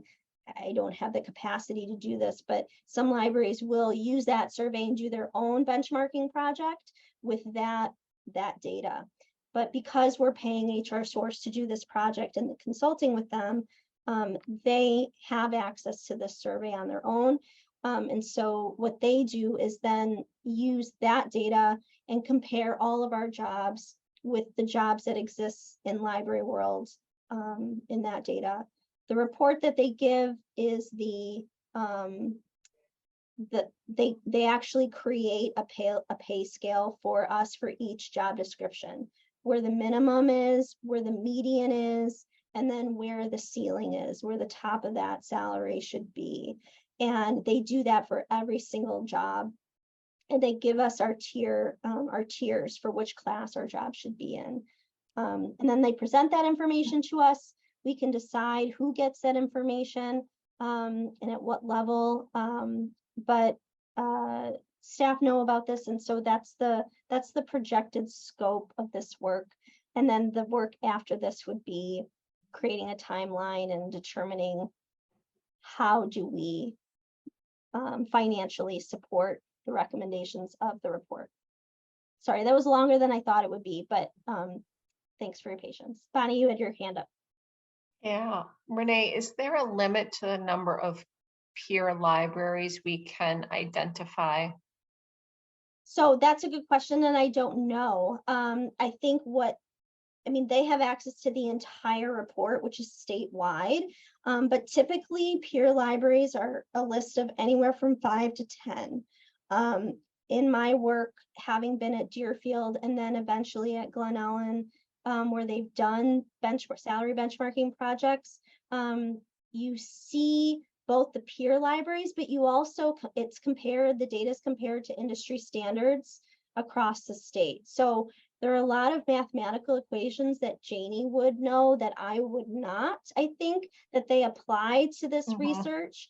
They weight nonprofit or government jobs, and then they also say, do you want to compare to for-profit work? How much do you want to compare? 25% is you want it weighted that way. Do you want to compare also, what was the other thing that I was going to say? So it's not just the peer libraries where they only do the salary benchmarking to those 10 libraries. There is a weighted percentage that they apply to the equation And we can determine that Right. essentially. Okay, great, because I've done work like this before. This is a very reasonable price. I know, isn't I can it? tell you that, and I would love to see kind of geographic peers, because there's a certain distance that people would be willing to commute for a job, right? For a certain percent change in pay. So I think we should have a geographic peer group and then sort of a size or circulation peer group as well. And this will help us as we're working towards our strategic plan. I don't know if this library has ever developed a list of peer libraries before for some of this work. Janie, maybe you know. We have, I mean, every year when we look at the budget, Eric would come out with a list of area libraries and and talk, there would be a whole table of how they're like us and how they're different from us. And, Yes. there was A always good comparisons example. made. Oh, sorry, I didn't mean to interrupt you. No, that's all right. That's all right. The one question I have about this is, I think it's great that they will give us salary ranges from the minimum to the top for each job description. Do they, along with this analysis, do they keep that information and update it, say yearly or every 3 years for a certain amount of time or anything like that? What they said, what she said to me, and I'm trying to remember if it was included in here, but this data they recommend is good for 3 years. Okay. Originally it was 5, but in the last several years, things have changed and they Mhm, changed that now to 3. Okay. So, knowing that not every library is going to be able to enact all of the changes right away in one fiscal year, although as we continue talking about it, I really hope we can move in that direction, depending on the what the total number is on how much that will cost. Yes, they do say 3 years is the length of the data that they, once they give you the report, is how long it can be used for. And there are organizations that do this on a semi-regular basis. And so I'm really pleased that the price is what it is for this particular work. It's incredibly reasonable. Again, I agree with you, Bonnie. And I hope perhaps this could be integrated into ongoing planning just every 3 years. Yeah, I was gonna say that this is something that, if this is successful, I mean, I'm not defining what successful is right now, but Understood. I could see this being an ongoing process. As far Well, as it always is, right? The economy is constantly changing, inflation. That's right, changing, that's right. The industry changes. I think about how this data will be weighted. And I think our location being on the North Shore has a significant weight to it. Absolutely. Because there is an association, maybe not an expectation, but there's an association that people make with us and Lake Forest. There's an association that people make with, our library and Deerfield Library, or just libraries on the North Shore and what that perception is. And so, obviously cost of living changes all the time too. So, and the fact is I couldn't do this work on my own. Even I know I can actually do it, the skill of it, but the amount of time that it would take, because I've worked at those libraries that have done this in-house.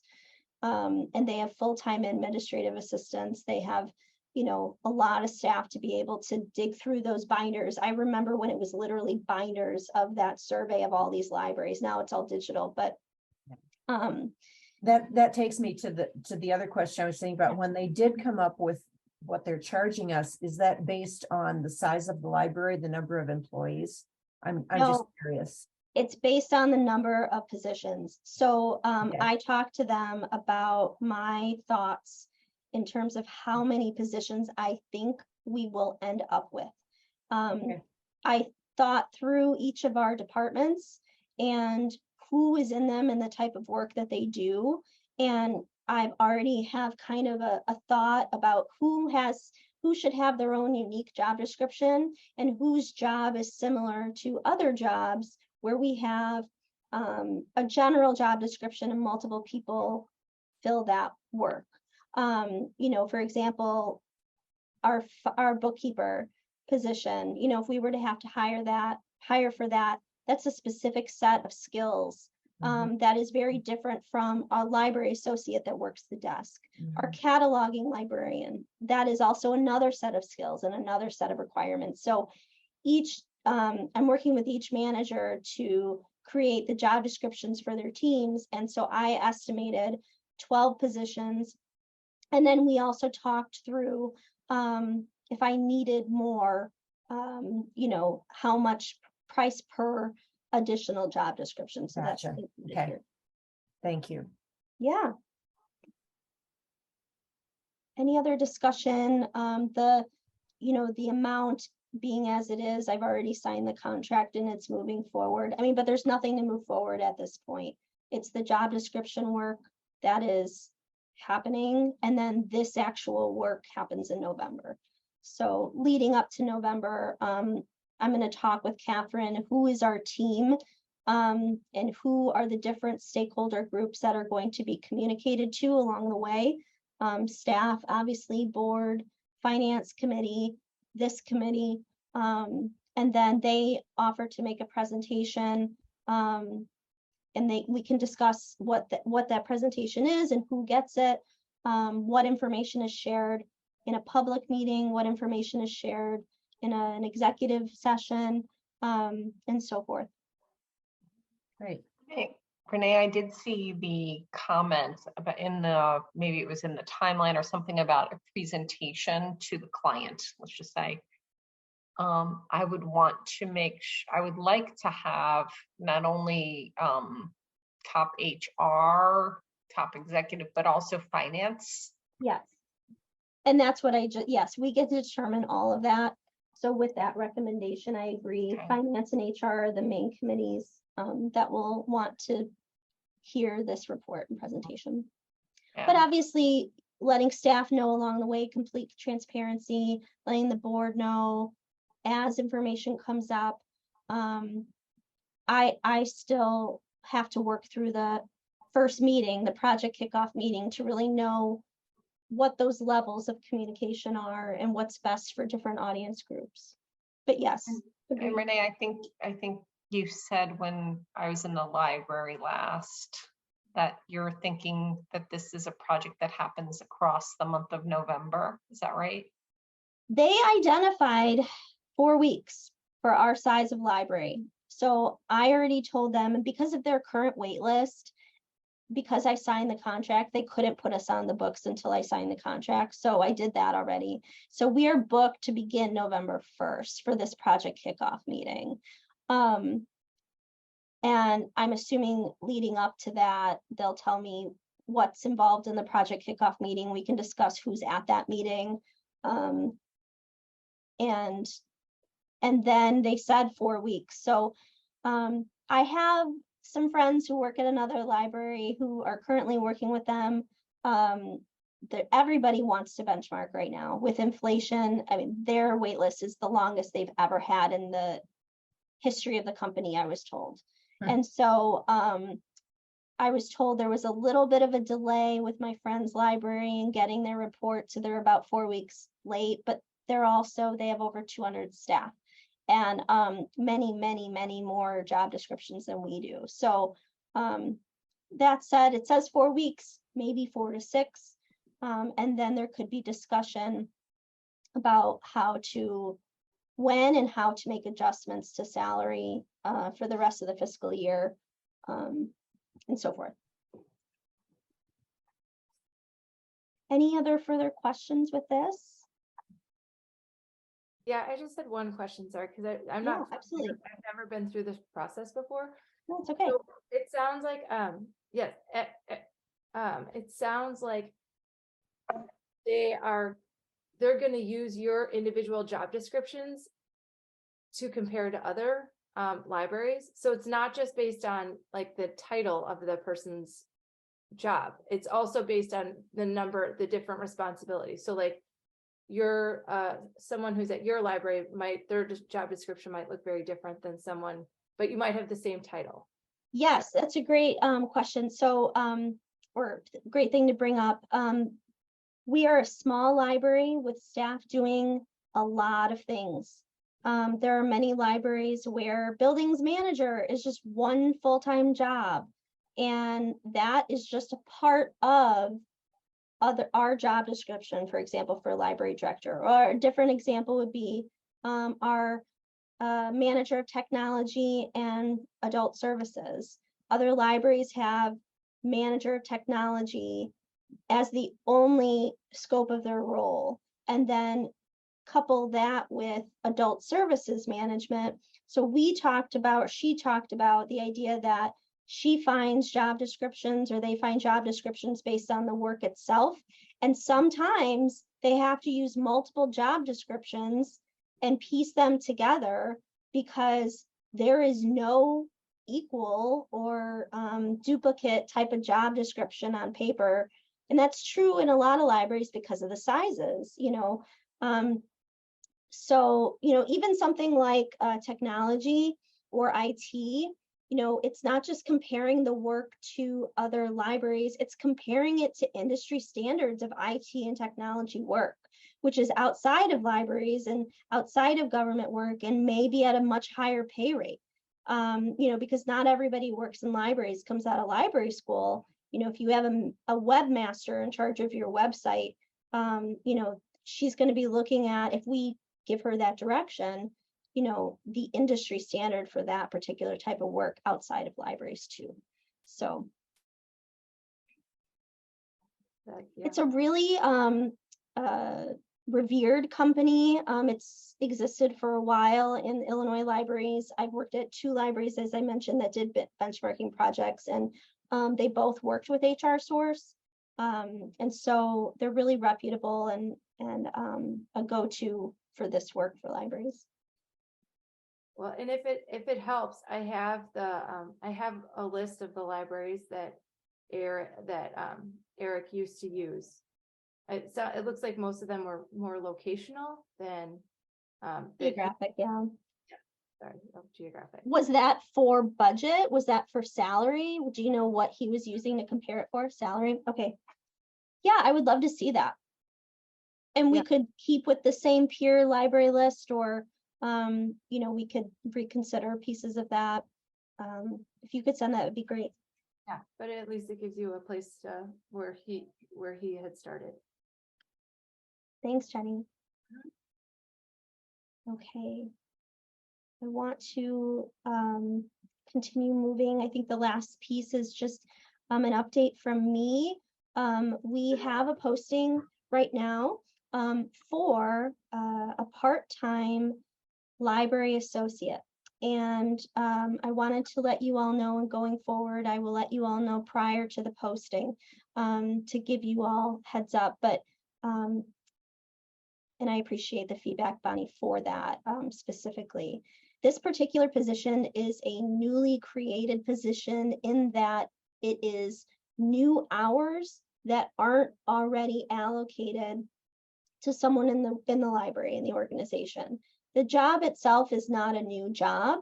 The work itself, the position itself as a library associate, we have several library associates on staff already, and their responsibilities are exactly as they are outlined in the job posting. I'm going to pull it up on the screen as I'm talking so that you all can see what I'm referencing. One of the observations I've made since I started is that we are very, very thinly staffed at this organization. I know I've mentioned this in various ways in various committees and board meetings. I've also noticed and had many conversations with the managers and actually with some staff about where our gaps are in scheduling. As an organization that is primarily run by part-time, non-benefited staff, that presents a unique set of challenges. And what that ends up meaning is that the part-time staff who have a part-time position may require some flexibility in their work schedules, or may call in sick, or may have another job. And so what ends up happening, what I've found ends up happening at this library is that we run into situations where evenings and weekends are very hard to staff. We are already on a rotated schedule where managers and our other full-time staff member, our adult programming coordinator, all of us rotate Sundays during the school year as a way to provide the person in charge. There's a role called PIC, which is person in charge. So all of us work Sundays on a rotated basis anyway to help with that staffing. All of the managers already work one evening a week. My evening is Tuesday evening, and all the other managers work their own evenings.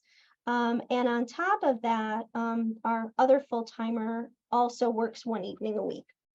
But we are staffed primarily by part-time positions. And so in evaluating the increased budget that was allocated to the personnel budget line, and considering the needs, I have been able to allocate this money for a new position to help us with addressing some of those staffing needs. This isn't, I think, the only staffing need that we have. I don't think we're magically going to be fully staffed at this level. I do desire to have a much thorough staffing analysis done, where I look at the hours of operation and compare that to the hours of staffing that we have, and really consider what our capacity is. I haven't been able to do that yet, but I do think that that's something that needs to happen, because as I've been talking to Bonnie, staffing, it has been an issue since day one, with COVID, with sick time, with staff not feeling comfortable even asking for vacation time because they feel this pressure to stay and cover desk and stay at work. And while admirable as that is, staff who are full-time are owed their personal time off and their vacation. And what's happened in years past is these staff have had to have their personal time extended to use 4 or 5 months after the deadline. Eric's had to extend the ability to use personal time into November, December, beyond the May deadline, because staff haven't been able to schedule themselves the time off. But there's a lot here. It's a complex situation, and I think a lot of this has to do with culture. I think a lot of this has to do with workload. But at the basic needs, we do need another person to add to our rotation of evenings and weekends. So that's the background of this position. We also recognize in talking, me and Katie and Eliza, because those are the two managers that manage a service desk in the library, and they manage the schedules. We discussed this idea of having as much flexibility as possible. We are not a library where a person can say, I don't want to work the youth services desk because I don't like kids. We need the flexibility of being able to have any staff work at any desk at any time. My predecessor didn't work the youth services desk. I think this is a small library, and that needs to happen, and that will help us with coverage. But we can't rely on our full-timers to do that. So having this position be both circulation on the first floor and youth on the lower level is important to help continue to give us that flexibility. We also had a staff person go down in hours. Regina went from 24, 25 hours a week to 18 hours a week. And so there's that need, an increased need there too. Hey, Renee, a question, seeing the detail of the posting. Yes. What's being communicated regarding Sundays when the library is open on Sundays? So this position isn't required to work on Sundays. And that is part of the schedule.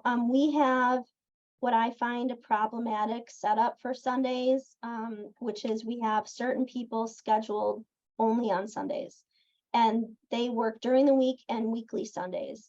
And what happens is then if those people can't work on those Sundays, we're scrambling to find someone else who can, rather than set up a rotation where everybody is responsible for working Sundays. We also don't have a rotation for Saturdays. There are people that are regularly scheduled to work Saturdays weekly. And I know Eliza's working towards a rotation schedule for weekends on the youth desk, but we're not quite there for the circulation desk yet. And so, How is it 18 hours a week? If it's Thursdays and every other Saturday? it includes Thursdays and every other Saturday. So obviously there's some flexibility with the person in terms of their availability. And also the 18 hours per week is an average across 2 weeks. So when we hired Julie's position in the youth department, that was an average of, I believe, 24 hours per week. And she agreed to working every Saturday. And then that was incorporated into her pay. And so it's an average across the 2 weeks. Or in some cases when they're, like, for example, if I had a substitute librarian position, I would make sure that this person wouldn't work more than X amount of hours per month. And then that would be the pay that would be across the 4 weeks to keep them on budget. Gotcha. Thank you. Oh, yeah. These are just the identified gaps that we've found in our schedule currently. Any questions? Has this been posted yet? Yes. Okay. It was posted at the end of last week. I know that, and I will not share my screen for this, but I'm looking in my folder because I get all of the applications emailed to me as well. We already have 2 applications received, which is a very good sign. And the pay rate for this is $17 an hour, which I think is where it should be, as opposed to posting it at the assistant level, which is $15 an hour. What I found at our library is that the job descriptions, or whatever we had before, differing between assistants and associates, there really wasn't any big difference in terms of the scope of their work. And so associate is the name of the position that we are going to call for, like, the non-librarian position. And 17 is more competitive than prior to the organization's work to adjust the salaries. I believe there was some adjustment made for a couple of job positions several years ago, if I'm not mistaken. And so this incorporates that adjustment.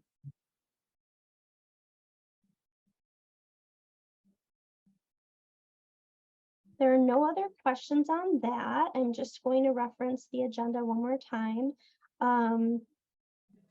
Oh, summer intern library. So one last thing I want to talk about is that I learned earlier this spring from Eliza that the library has always hired a summer intern to help with summer reading club. I found this information surprising because it was not in any of the documents that I had in terms of budget for personnel. And what I was told was this position was part-time. It was limited to, it was temporary, it was seasonal work, June through August. No job description. In the past, this job had been offered to a volunteer or two if they were interested in working at the library. If during the year they had great skills, this job was offered to them for the summer. So in many cases, they didn't post publicly for this position. And these hours were budgeted internally. I asked lots of questions to Eliza about this and she didn't know. And so now I know that this position exists. And so I'll be creating for next year's personnel budgeting process its own line in the budget so I can account for those hours. clearly we always paid them and we never went over budget. So the budget itself wasn't inappropriately under budgeted or over budgeted, but it wasn't reflected in anything. It was essentially a position that wasn't in the job descriptions or in the list of positions that Bettina had and Paylocity for how many positions we had at the organization. So now that will be integrated into the list as a seasonal position going forward. Bonnie, I saw your name or your hand. How many hours per week on average? Do you Yeah, know? so this position was budgeted to, originally budgeted to work approximately 20 hours a week. And, but it was also at the Shelver rate of, I believe, $15 an hour. But that's not nothing. I mean, when Eliza and I started talking about this, she realized, oh yeah, we need to hire someone for summer. And she came to me and I said, well, we need to create a job posting. We need to create a job description. I don't have a job description for this. You know, we need to, what is the pay for this? And she said, Eric took care of a lot of that. And I said, well, I need to give you an estimate number of how many hours to schedule this person a week. What did Eric typically tell you? And she says she didn't often get a lot of direction. So I came up with a number that was less than what she did the year prior. Because again, I didn't have this budgeted, but I know the money's there.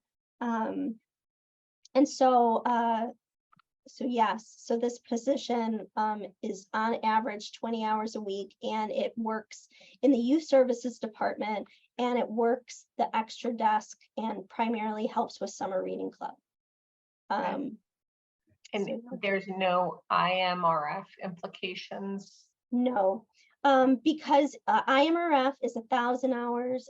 We are triggered to require payment at 1,000 hours across the year. We actually have a staff member who is enrolled in IMRF and they are retired. And so they work less than 18 hours a week at our library. And we have to very precariously schedule them or accept their hours if they're willing to fill in. Because if we go over the 1,000 for the year, as Janie is nodding and Bonnie is nodding, that puts us at risk. We would be required to pay. And so Eliza and I have had that conversation about scheduling. She hadn't ever scheduled before because last summer Eric did all the scheduling himself. Like Eric used to do all the scheduling himself, so that she wasn't privy to a lot of this. So there's been a lot of learning, which I really appreciate of the managers. They've been pushed to learn a lot that they haven't been done before, but we are staying on top of those hours. Another surprise. Yeah, there have been some They surprises. just keep coming. They just keep coming, Renee. I found myself to be pretty adept at handling them, but I will say this one, there were a couple sleepless nights because I was really, I just wasn't sure if at the financial piece, if we could swing it. And after some of my numbers, I really realized that we could. So I'm going to connect two dots to say, when we get to the benchmarking project and we then start talking with finance committee and the dollar sign that it will cost the library to adjust salaries according to the recommended limit, you know, we'll have some hard discussions there, but I know that we're approaching the recommended percentage for reserves for a public library at the top end, 40 to 50%. We have various building projects to focus on. We are still in a very financially stable and secure position as an organization, so I'm very glad about that. Yes. With that, does anyone have any other topics to discuss? Not at this time. Well, then do I have a motion to adjourn? I so move. Second? Second. Thanks, Jenny. All in favor? Aye. All opposed? Any abstentions? The meeting has officially adjourned at 8:13 on June 12th. This has been a very long and productive meeting. I want to thank you all so much. Thank you. Absolutely. I'm glad to be back in the loop. Yes, we're glad to have you. And some of you, I'll see you on Wednesday for bylaws and we'll get more work done. Okay, Thank you see you all. Have a soon. good night. See you. Bye-bye. Bye, everyone.